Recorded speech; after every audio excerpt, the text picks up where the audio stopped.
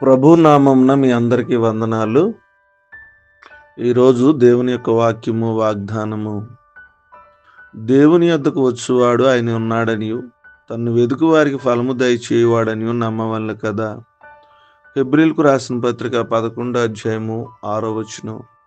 ప్రియమైనటువంటి దేవుని బిడ్డలారా, దేవుని యొక్క వాక్యము చాలా స్పష్టంగా మనకు తెలియజేస్తుంది. మన జీవితంలో ప్రియమైన వారలారా, దేవుని యొద్దకు మనం వెళుతున్నప్పుడు, ఆయన వెదుకుతూ ఉన్నప్పుడు ఖచ్చితంగా ఫలము దయచేస్తాడని మనం నమ్మాలి కదా అని వాక్యం సెలవిస్తుంది.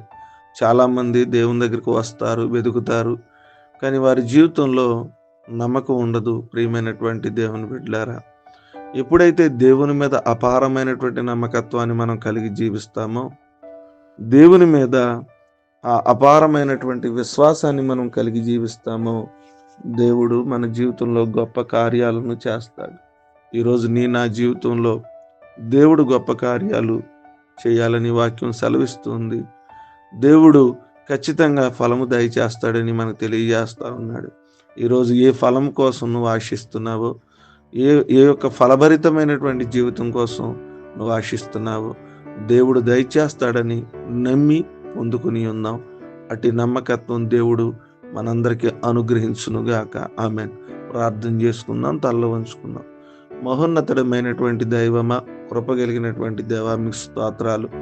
రాత్రంతా కాచి కాపాడారు. శ్రేష్టమైనటువంటి మరొక దినాన్ని మీరు అనుగ్రహించినందుకు మీ స్తోత్రాలు, వందనాలు తెలియజేస్తున్నాం. వేకుని లేచి మిమ్మల్ని ఆరాధించగలిగాం, మిమ్మల్ని మహింపరచగలిగాం ప్రభా. అందుని బట్టి మీ స్తోత్రాలు. ఈ దినమంతా కూడా మీ కృపా కటాక్షం దయచేయండి.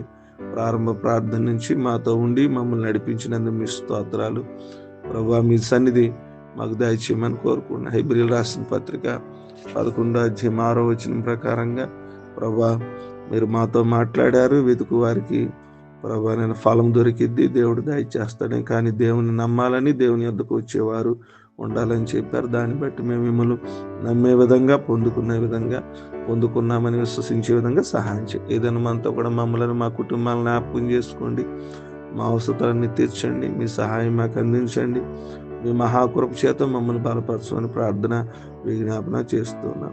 ఆయన మరి ఈ దినమంతా కూడా మీ కృప చూపించమని వేడుకుంటూ ఉన్నాం. మమ్మలను, మా కుటుంబాలను పేరు పేరున మీ చేతులకు అప్పగిస్తున్నాం. మీ సన్నిధి మాకు దయచేయమని అడుగుతున్నాం. వాదనాలు, పుట్టినరోజులు, అనారోగ్యాలు, ఆర్థిక సమస్యలు ప్రతి వారం మీ చేతులకు అప్పగిస్తున్నాడు. మీరే కృప చూపించి ఈ దినమంతా దీవులతో నింపి సమాధానాలతోనూ, నెమ్మదితోనూ కుటుంబాలను ఆశీర్వదించమని యేసు నామమున నడుచున్నాను తండ్రి. ఆమేన్.